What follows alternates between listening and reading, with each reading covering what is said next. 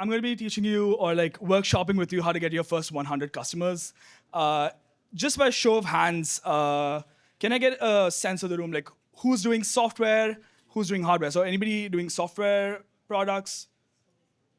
Okay, hardware products, physical or okay, service businesses. Okay, yeah, yeah. SaaS is like yeah, software, but yeah, okay. Yeah, so objective here is twofold. First, it's like, yeah, to let you guys know what GTM is like, how do you get your first 100 customers, but it's also to kind of solve for presenting tomorrow, right? Like 2 of 6 categories that you're going to be judged on is GTM. So what I want to do is do all of the GTM work here so you can spend the rest of the day just focusing on building and then figuring that out. So yeah, it's going to be finding out who ICP is, channel strategy, as well as knowing what you're solving for and like what metric or your North Star is. Sweet. This is kind of how it's going to go today for all my slides. It's going to go from problem, audience, channel, metric, messaging, and metric. So going up that ladder, anything in the bottom is kind of more important and requires more effort to solve for, and then you go up. Awesome. Okay. This is all your first exercise here. We're going to try to figure out ICP for our product. So who is ICP? Like, who is the person? What job title they have? What company do they work for? What industry are they in? Is kind of core to solving for this problem. What pain do they have? What's the first thing that causes them friction? What's something that you're also solving for here, right? Like it's kind of a two-way problem there. What's the current fix that they go for? What do they do instead of like using your product? Like, is it a spreadsheet? Is it using notes? Like, is there something that they're using right now? It's even status quo is kind of your competition. What makes them search for a solution is kind of very important to figuring out who ICP is and targeting them. So what the trigger is, and yeah, budget. That's kind of the most important thing when you're trying to sell something. It's figuring out if they have the money for it, and if the problem is good enough for them, like to spend money and actually try to find a fix for it.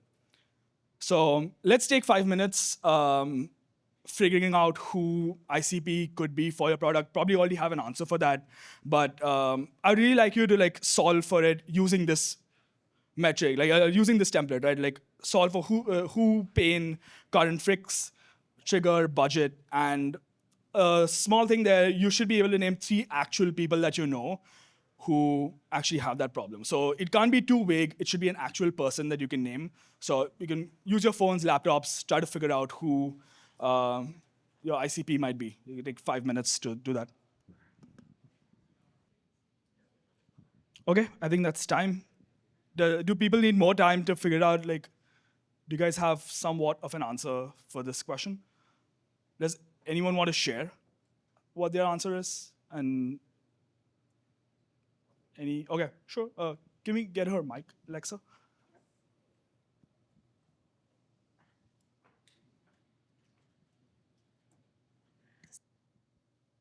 Her. Can you also tell me what the company is and what ICP is? Yeah, absolutely. So we are building out SideQuest. It is an experience-based human connection application where people should be able to bond with either like strangers that they're meeting for the first time that they've been matched with, or people that they kind of know, would like to get to know better, would like to bond with better, and they're able to go on like a mystery quest throughout the night and get to know each other better based on the shared experience that they had. So that is us and what we do. And so in terms of like the ICP template, our who is like people that are like 21 through 45 years old that are looking to create close connections with other people in person. Their pain point, like number one frustration would be it's like very hard to connect personally on the apps and the internet. Other current solutions are not set up in their ideal way. Like when you're new to a place, you don't really know what's out there that's like good or exciting. Like you can look at Yelp all you want, but you don't know unless you've been there truly. Yeah. Current fix, like they literally stay at home or they like try these competitor apps and they're trying to figure stuff out for themselves. trigger, like what makes them search for a solution, is that being social is a very inherently human trait, and a lack of that is like very harrowing for people that don't have that, and they're actively will try to like search out a way to bridge that gap in any variety of ways. Budget, like who pays and how much, like the user would pay us X amount per month for a subscription, and then Y amount per side quest. Okay, awesome. I think you covered everything. I couldn't find any like glaring mistakes there. So really good job. Yeah. Let's move on. That was a great example of how you figured this out. She went through the whole process. She explained everything. Yeah, 100 out of 100. So awesome. Okay, let's talk about channel. So you don't need to have every channel figured out all the time, especially when you're just starting out. My suggestion is always to just do one channel and then focus on that. That's all that you need. How you figure out channel is by first figuring out ICP. So you have multiple options here. You have cold outreach, mostly on the B2B side, not too much on consumer, generally high ACV contracts, and you get signals within a few days, but usually the success rate for this really depends on what industry you're in and how open are people to actually receiving these emails and interacting with them. Also, it goes a lot on the pain point that you're trying to fix. If you're trying to fix something like that's a huge pain point for a really large industry, please do cold outreach. It really, really helps because you're telling them the answer that they need even before they know that they have a problem. So that's a really good strategy for B2B. Communities. This is super, when you're trying to build for a super niche audience, a good example I have there is Motion, the company that I work for, was building a new brand called Wonderly. And it was mostly for B2B service businesses. So like HVAC contractors, like electricians, people who depend on inbound for their main source of outreach. Like many people reach out to them when they have a problem, you book time with them and they come and fix your problem. So inbound. The thing with these with our ICP was they are niche, right? Like you know exactly who you're targeting for. You know exactly that you're targeting for an HVAC contractor, you're targeting an electrician, and it's very easy to actually find their communities and enter them and like become like a source of truth and trust for them by building out blogs, stuff like that. So yeah, it takes time to build trust because you're a brand new brand, but community is really, really strong if you're trying to build in a very niche audience. And it helps bring people in. And usually the conversion cycle for there is pretty small.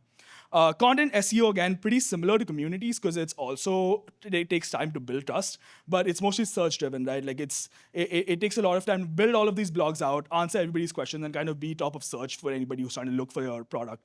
But they also need to know that it is a problem, and that's not the case for most people who are trying to search for stuff because you have to be top of mind for them to like search and actually find you. Paid social, probably like that's kind of what I work in. I'm in paid acquisition. So for me, I think that's like the best way to go about a brand new product. Usually Facebook ads is what I suggest for most people who are first trying to do either software or hardware that's kind of easy to explain on a video or a static ad. So yeah, you should have a pretty visual product, pretty broad TAM, because like if your audience is too small, you're going to end up paying a lot more to acquire these customers versus if you had something that's like wider TAM. So always have a big TAM when you're trying to do paid social. And you get the response time for this is probably the fastest. I've been doing this for 2 years on the paid social side, and I can tell you within like the first 15 to 20 minutes of a Facebook campaign being launched, if we hit the right audience or not. It's that quick in finding out what audience you're trying to reach. So super quick, but yes, it is paid. You got to spend a lot. Creatives have to be good. You have to pay for every person that puts eyes on your ads. Partnerships, again, it's pretty similar to communities, but you are giving a cut of your revenue to whoever kind of brings the person in. Also in the service business industry is pretty good because there's a really, really popular company called Go High Level that does this, and their model is kind of insane because they give almost 40% of LTV of any customer to the person that refers them for lifetime. No bar. So they're little companies that are built to like whitelist Go High Level for other companies, and that's how they make money. Is because 40% on LTV and that. Yeah. So partnership very, very strong. They're a very big company, very successful, but mostly whitelisting. But yeah, super, super strong when you're trying to give incentive to people to sell for you. Yeah, that's kind of what partnerships mostly is. Product led. of course, great product has really, really good PLG motion, but a great example for product led is a company called Flighty. I don't know if you guys have heard about this or like are regular flyers.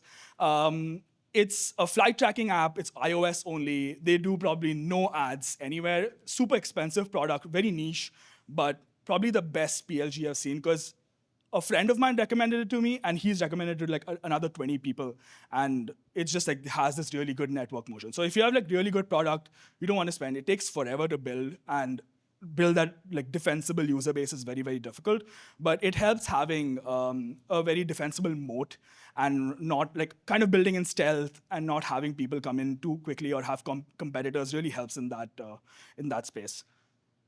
Okay, awesome. This is another quick experiment to do with you guys. I want you guys to like build a hypothesis for your ICP. You guys know about channels. So you said that we believe that this channel will help us reach ICP because XYZ behavior about the ICP. And we know it's working because of XYZ metric. This is kind of a trick because I haven't spoken about metrics yet, but I want you guys to do this trying by yourself and kind of figure out what metric you want to use as your North Star and go from there. And yeah, reaches this target by this time frame. So take a crack. I'll give you like 3 minutes or so to like figure it out, and we can take it from there. All right. Before I ask you guys what your answers were for this question, I'm going to actually talk about metrics first and kind of run through it with you guys and then figure out where you guys fall in the last experiment. Awesome. So mostly it's based across 3 different measurable outcomes. You have the acquisition side of it. How many people are you reaching, right? Like, is it an outbound message that you send? Is it a demo request? Is it an email? If people have come actually on your landing page to convert, how do they get there? Okay, is it an acquisition metric? What's the activation metric? Like, is it say that what's the aha moment, right? Like if it's figuring out that, okay, I can schedule something 5 months in advance from now, and that's kind of what makes me buy the product.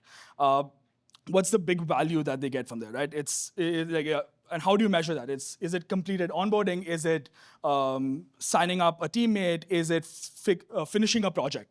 It can be anything, but what's the activation metric there? Retention, and that's the main signal there, is why they're coming back and are they coming back in the first place? Yeah, it's like 70 return rate. If you have a free trial, are they completing the trial and staying on?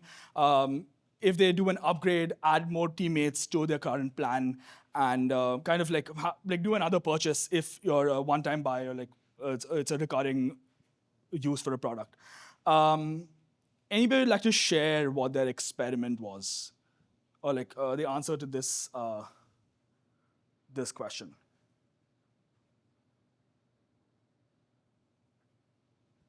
No one? You want to answer? You want to just like, you want to fill it out with me and we can just like go from there? Oh, okay. Do you want to fill the hypothesis for your experiment with me and just take it from there? Yeah, we believe that direct outreach will help us reach AI product leads because they understand the efficiencies in our product. And we'll know it's working when they use our product for 100% of their AI evaluation goals within 3 months. Okay. I like everything about what you said, but not the insight on the behavior because it was pretty generic on how they do it. So, except that, I think that was a great experiment to run there. So, and also I think the metric could be a bit more tighter, but yeah, kudos. Yeah, good attempt there. Awesome. Okay. Let's talk a bit about pricing models because I think that matters on for tomorrow, especially figuring that out. This is a more loaded subject, and I'm trying to get through it pretty quickly. But these are usually the different types of pricing models that you see, and depending on where you are with how the product is. So if it's software, you have like more of these options, but if it's actually a hardware product, it's kind of more difficult to do, right? So you have freemium, you give them a limited free tier, and then you have a lot of kind of aha moments inside the product that allow make them go for the paid plan. Big company that does it, very popular one that does this is Duolingo, and they do it really, really well. It's probably the best free meme out there is Duolingo. Um, Free trial, it's mostly like a time-bound trial. So you get access to the whole product completely. And then from there, you get 7 days or 14 days. And depending on that, you kind of convert. Usually people pick 7 days. And the insight here is because most products that allow you to do outreach and like have these channels kind of have a 7-day cycle. So if you do a 7-day free trial, it's much easier for you to like have metrics that you can judge on versus having a 14-day free trial or a 30-day free trial. I have done a few experiments with like a 1-month free trial, but usually that kind of makes it it's not ideal and able to like re-optimize on audiences that you're trying to target. So usually suggest everyone to go for a 7-day free trial if they're trying to do it for the first time. The free tier, yes, free forever. You have no way of really like getting money out of them, but you monetize them on like other ways. So I built this on Gamma. I used a free tier, but they put like their logo on the bottom right. I just covered it I like with a box, but yeah, you can just do that's a free tier. They monetize by like having other people see the project, or even like having their label somewhere, right? That's kind of or give ads. Running ads on a platform, if you have enough customers, is kind of a big way to have the freemium. Of course, like Facebook is a big example of this, Snapchat, things like that. Paid only, many people take this decision and kind of do well from it. Like, contrary to popular belief, paid only is kind of a big part of SaaS. Most people are okay to pay for a solution that will actually help them like solve a problem. What you can do to like kind of go away from people churning because you see a free paid only tier is kind of have a smaller cycle of when they pay in. So like allow them to do monthly payments, and that kind of helps them kind of like do a low cost free trial instead of actually doing having to like pay for a whole year. So that's kind of how I think about the pricing models. A big takeaway here, and I wrote in the bottom, it's pretty small, but you want to build for your core audience, but your ICP might not end up being the actual people that purchase it. For example, you might know of Harvey. Like it's a legal SaaS company. They do anything in the legal space. Their main ICP is trying to get like judges to use Harvey. So if judges are using Harvey to like detect AI or like how any legal document has been built, most lawyers will end up using, and that's where you kind of make your money, is by selling it to the lawyers, but the judges are the people who use it. A similar example for something that you might also know is like GPT-0. GPT-0 sells a lot to teachers. They have a big free promotion for teachers, and that's how they use it. But the students are the ones that actually pay for the product and end up making most of the revenue for them. The audience network really, really matters here, and the network effect really pays you back, mostly tenfold. Awesome. This is more for tomorrow. I think there's a error. Sorry about that. But this is stuff that judges catch, something that you should look at for tomorrow. Everyone's a customer. That's some points discussed right there for your GTM strategy. You want to have a narrow, well-known ICP when you're trying to explain this to them. We'll go viral. Probably like Cluely is kind of the biggest example here. Is virality doesn't really sell that much. While it's just an outcome, it's not a mechanism that you can rely on in the long term to actually convert paying customers. We'll use social media, just a generic term, doesn't really help. You need to know what platform you're going to be on. What does the CAC look like? What's the CTA? What do you expect people to see when they come on that platform? Our product sells itself. Even Slack has a sales team. Like you need to like be able to like have someone people can reach, or have a tier that people can get on and like actually like help them convert. So it's just having that touch point really helps convert someone, because if you just say like take care of itself, it doesn't really work that way. Even the company I mentioned before, Flighty, it has a yearly discount. So it does some of this internally that helps them convert people. But yeah, it's not a great answer if you just said it will sell itself. We don't have any competitors. This is actually something that gets most people, but yeah, the status quo is your competition, right? Like just a spreadsheet, just a note somewhere that's kind of solving for what problem you have right now, or like a Slack channel that's kind of solving for what problem you have right now, is your competition. So having no competitors is a really good thing when you're building in stealth and you're just starting off and solving for a problem that people don't know they have a problem, right? And you want to solving for that. It really, really helps. But yeah, just know like you always have a competitor out there. Awesome. You guys got all the tools now to like figure this out. So I'm going to leave this template up here for a bit. You guys can like take a picture, figure this out, and use it for tomorrow.